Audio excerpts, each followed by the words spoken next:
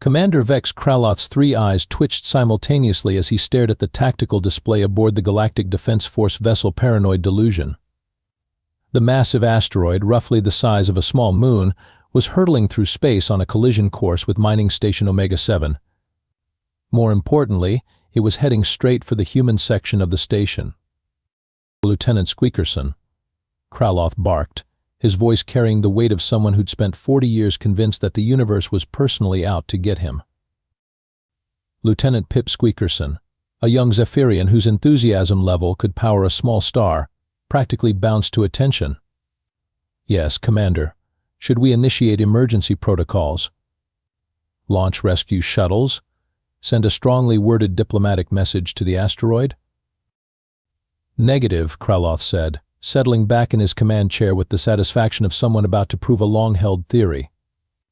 "This is perfect. Finally, we'll have definitive proof that humans are just as fragile as every other species in the galaxy. I'm tired of hearing these ridiculous stories about their supposed durability." Down on mining station Omega-7, Jake Tank Morrison was having a perfectly normal Tuesday morning. Well, as normal as any morning could be when you're operating a plasma drill the size of a city bus while floating in the vacuum of space.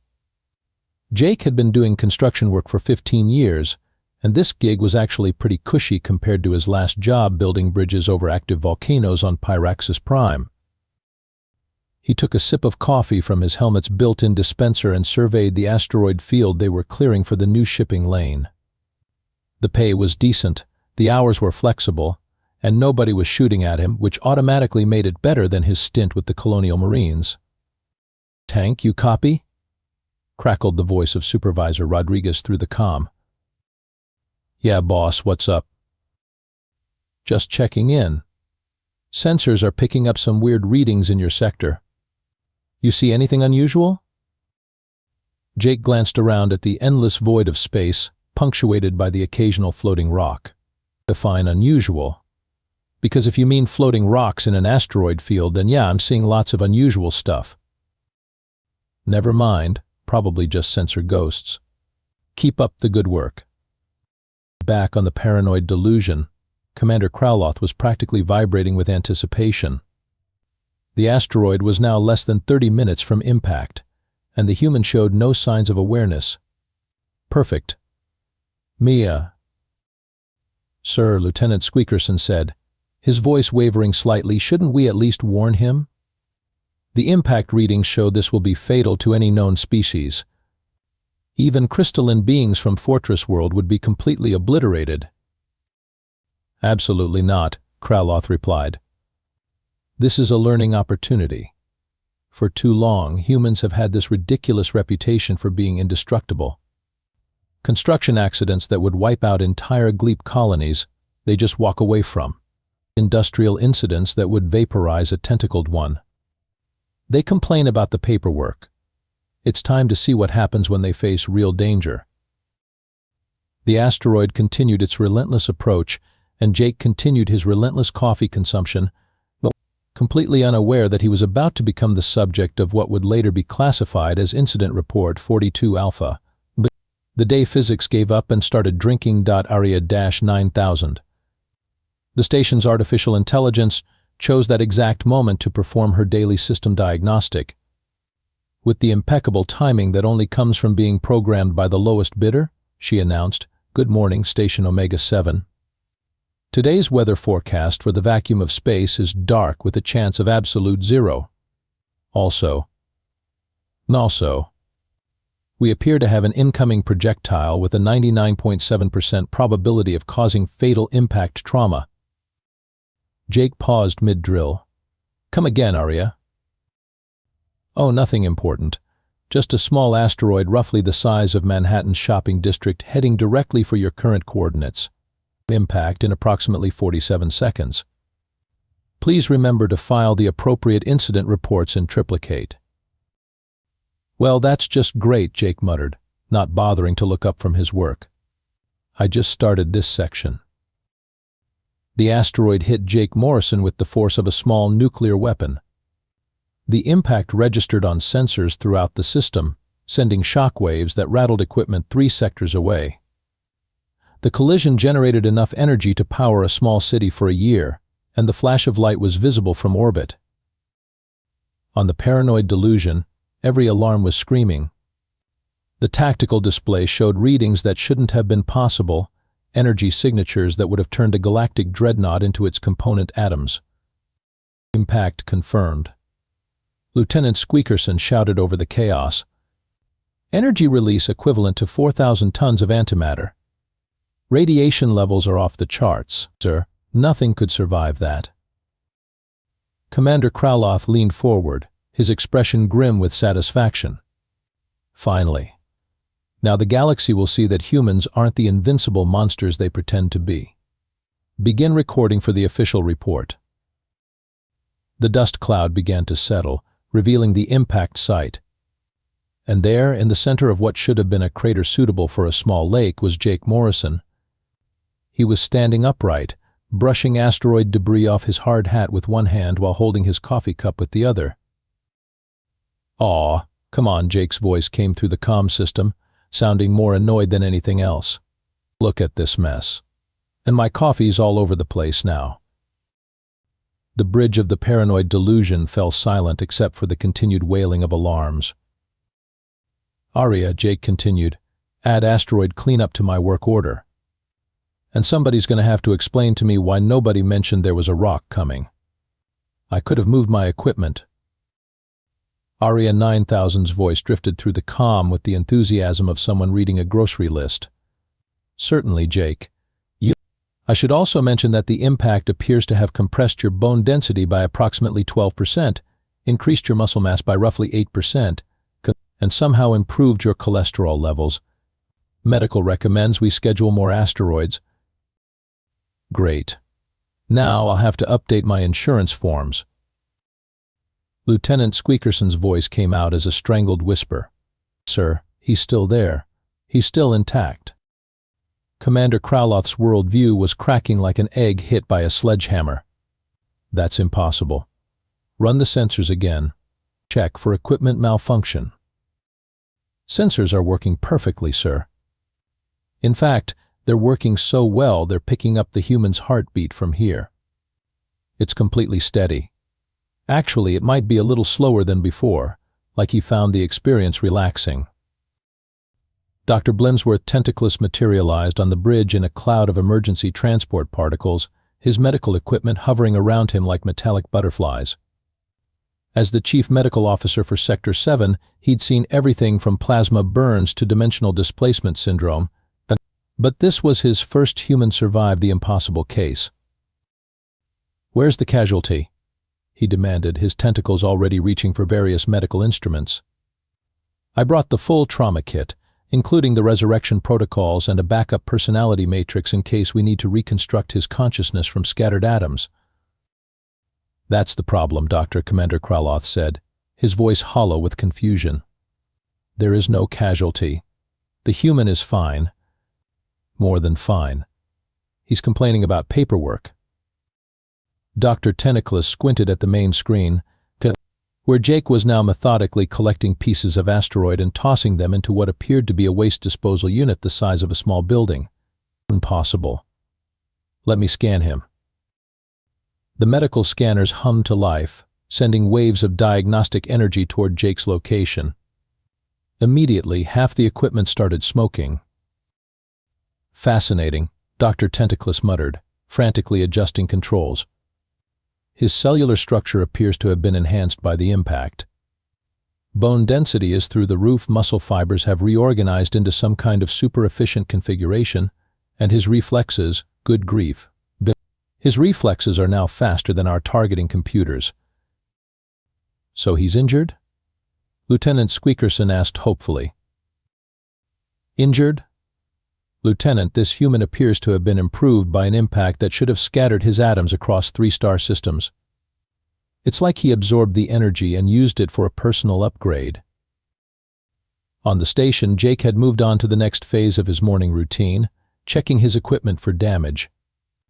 The plasma drill, which had taken the asteroid impact right alongside him, was completely unharmed. The work platform showed some scorch marks but was otherwise functional. His lunchbox, however, had been knocked over, which was apparently the real tragedy. "Aria," Jake said, "my sandwich got asteroid dust on it. That's going to come out of someone's paycheck." "I'll make a note in the incident report," Aria replied with mechanical cheerfulness. "Should I list this as a minor workplace inconvenience or a catastrophic failure of galactic understanding?" "Better go with minor inconvenience. I don't want corporate thinking I can't handle a simple asteroid to the face." Dr. Tentaclus was now running every scan in his considerable medical arsenal. "Commander, I need to understand something. What exactly do humans consider a serious injury?" Commander Kraloth pulled up Jake Morrison's personnel file. According to his employment records, he once listed a previous injury as got stepped on by a Mega Rex during the Jurassic Station incident. Under severity, he marked it as annoying. A Mega Rex weighs 400 tons. Yes, he took 3 days off work and returned complaining that the medical leave was boring. Dr. Tentaclus felt several of his tentacles go numb. What about the time he supposedly fell into a black hole? Temporal displacement accident during the Kronos project. He was late for work the next day and blamed traffic. The doctor's equipment was now actively refusing to scan Jake, displaying error messages like "subject too durable for analysis" and "please scan something less ridiculous." Professor Glorbnax the Wise materialized on the bridge in a swirl of academic robes and the smell of old books. At 847 years old, he held 17 different doctoral degrees, had published over 3,000 research papers, and was widely considered the galaxy's foremost expert on impossible phenomena. He took one look at the tactical display and immediately requested a very strong drink. "Fascinating," he wheezed, adjusting his spectacles with a trembling appendage. "In all my centuries of study, I've never seen anything quite like this.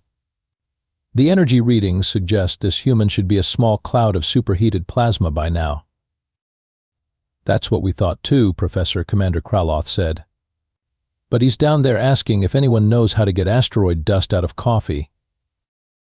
Professor Glorbnax began unpacking equipment that looked like it had been designed by someone who'd read about science in a fever dream. Crystalline resonators hummed next to probability calculators, while quantum measuring devices beeped softly at subatomic analysis chambers. "Obviously, the human must be using some form of advanced technology," the professor declared. "Personal force fields, molecular restructuring, temporal displacement shields. The possibilities are endless." Down on the station, Jake had just noticed the increasing number of ships gathering in orbit around his work site. "Hey, Aria, why are there 17 different vessels out there? Are we expecting company?" "Oh, those are just scientists, military observers, medical teams, and what appears to be a documentary crew from the Galactic Geographic Channel. They're all very interested in your recent asteroid interaction." "My what now?" "The large rock that hit you approximately 47 minutes ago. The one that registered as fatal on all known sensors?" Jake looked around at the scattered asteroid debris. "That little thing? I thought something felt off about this morning. Usually takes at least 2 asteroids before I'm fully awake." Professor Glorbnax's equipment was now producing readings that violated several laws of physics and at least one law of common sense. "Impossible," he muttered, checking and rechecking his instruments. "According to these scans, the human cellular structure is somehow more durable than our ship's armor plating." Professor Lieutenant Squeakerson ventured, "What if humans really are just that tough?" The ancient scientist's laugh was the sound of someone whose entire worldview had just been fed through a paper shredder. "My dear Lieutenant, that would suggest that humans are naturally more resilient than species that evolved specifically for survival in the most hostile environments in the galaxy. It would mean that these friendly, cooperative beings who share their technology and make excellent coffee are actually walking disasters that could accidentally level cities." "Well, when you put it like that." Professor Glorbnax's most advanced scanner exploded in a shower of sparks. The device, capable of analyzing matter down to the quantum level, had apparently given up after trying to understand how Jake's morning routine had just improved his physical capabilities. "This is unprecedented," the professor declared, watching his life's work literally go up in smoke. "I need to run more tests." Jake's voice crackled through the comm system. "Hey, whoever's up there with all the fancy equipment, could you keep it down? I'm trying to work here, and all that scanning is making my dental work hum." Commander Kraloth was experiencing what mental health professionals would later classify as acute reality displacement syndrome with a side order of existential crisis. He sat in his command chair, staring at Jake Morrison's personnel file like it contained the secrets of the universe. Which, in a way, it did.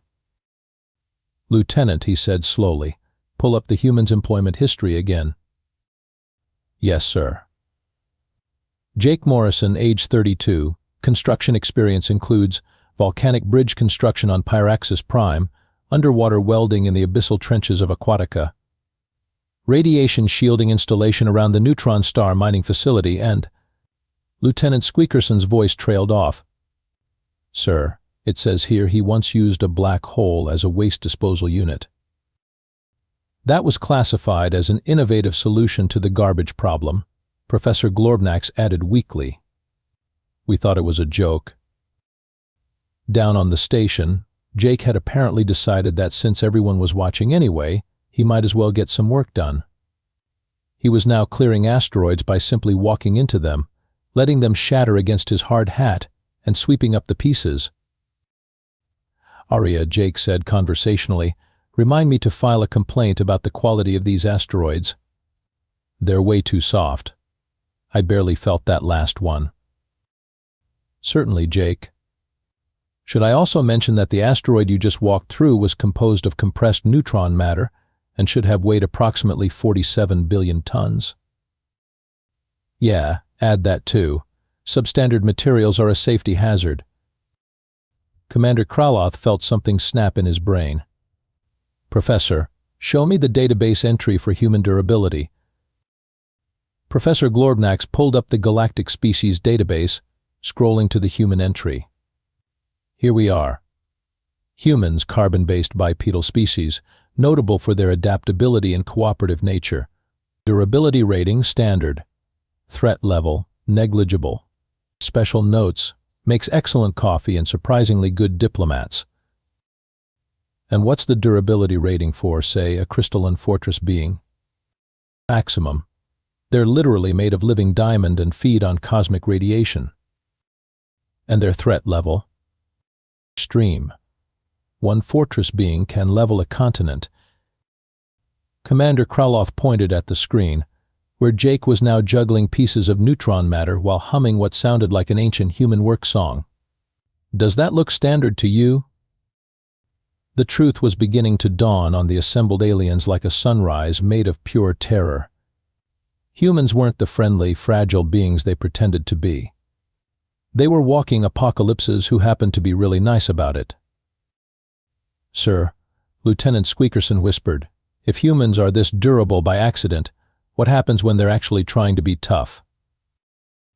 Before anyone could answer, Jake's voice filled the bridge with casual, terrifying revelation. "You know, this reminds me of my worst work accident. Back when I was doing demolition on the Titan Fortress. We had a little oopsie with the planetary defense grid." "What kind of oopsie?" Dr. Tentaclus asked, though he clearly didn't want to know. "Oh, nothing major. The whole defense network exploded and took out about half the moon. I got caught in the blast, spent 3 days unconscious in the medical bay. Worst part was missing my daughter's birthday party." The bridge fell silent except for the sound of Professor Glorbnax's remaining equipment spontaneously giving up and shutting down. "The Titan Fortress incident was classified as a natural disaster," Commander Kraloth said faintly. "The energy release was equivalent to a supernova." "Yeah, lousy safety protocols," Jake agreed. "That's why I always wear my hard hat now." 3 hours later, the assembled fleet of scientific vessels, military observers, and increasingly nervous diplomats watched as Jake Morrison finished his shift.